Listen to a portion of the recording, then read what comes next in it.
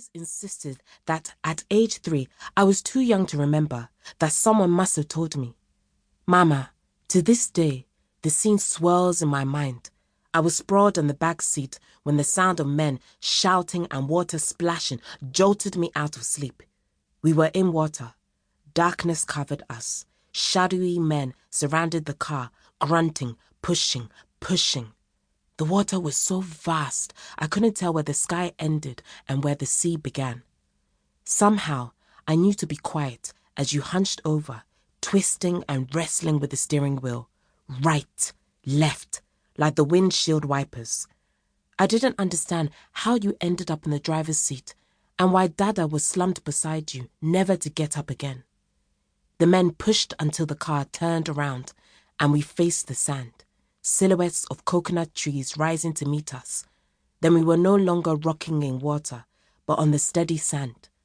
That's when you crumpled onto Dada, shaking him, telling him to wake up, the scream ripping from inside me.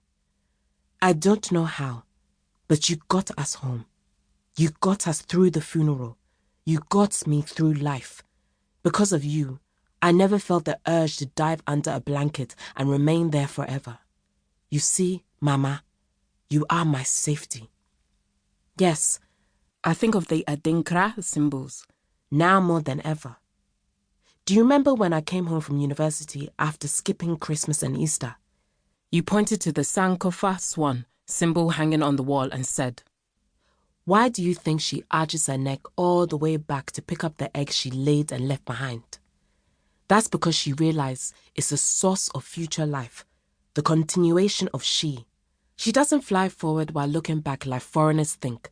No, Sankofa. It simply means return to take it. Her feet are grounded for a reason. Never forget where you come from, or you will be lost." I used to snort and roll my eyes, but how well I understand, now that an ocean separates me from home. Oh, to be the Sankofa swan, reach over my back and pick up what I left behind. I live for that day. Your daughter, always, Akria, also known as Olivia. My hands tremble. I brush down my grey skirt suit. Breathe, I tell myself.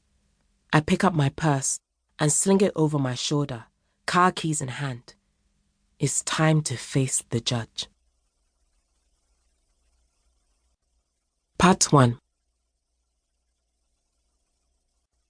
Esene Tekrama. The Teeth and the Tongue. 1995. You could say I entered America while living in Senegal, by way of my American friends. One evening, in a house near the sea, filled with the smell of salt, flowers, alcohol, perfume, tobacco breath, and pheromones, Americans had crossed my path, but never this many in one space. Olga's house boomed with their loud conversations. They circulated, fixed smiles on their faces, clutching wine glasses, bending over to reach for crackers and cheese laid out on the wicker table in the center of the room. They didn't sit. They didn't break into merengue, despite the Congolese soukous music thumping in the background. At 21, I was a fresh university graduate. Everyone else was above 30 and married. I was the only African, one of 3 blacks. The other 2 were a couple whose masculine half was laughing louder than anyone else. Olga had introduced him to me as Len George, or Leonard George, a man with a smile so broad his teeth seemed to begin at one ear and end at the other, strong and white. His wife, an oak-colored woman with green eyes and cotton-ball blonde afro, formed part of a clump of people complaining about Senegal. "Can you believe it? The houseboy was playing with my son's toy car." This was delivered with round-eyed indignation by a blonde.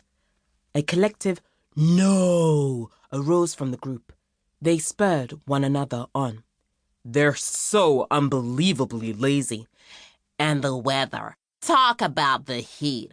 "I know. And then suddenly it gets cold and there's no way to keep warm." "No heat when it's cold, no AC when it's..."